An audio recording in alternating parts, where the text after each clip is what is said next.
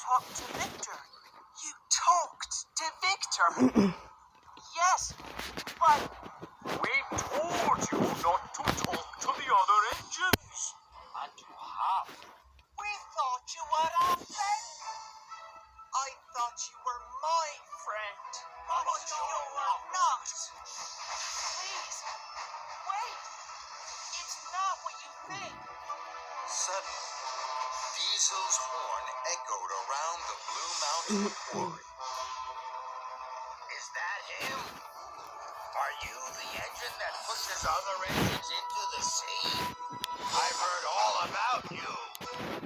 The narrow gauge engines rattled away from Thomas, Diesel, and Paxton on the upper terraces of the quarry.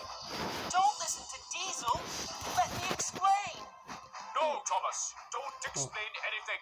We can see what you've done. Go away, Thomas. Go back to your branch line.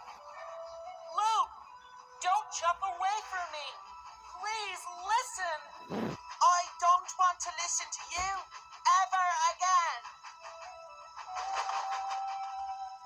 Thomas knew that his narrow gauge friends thought he had let them down.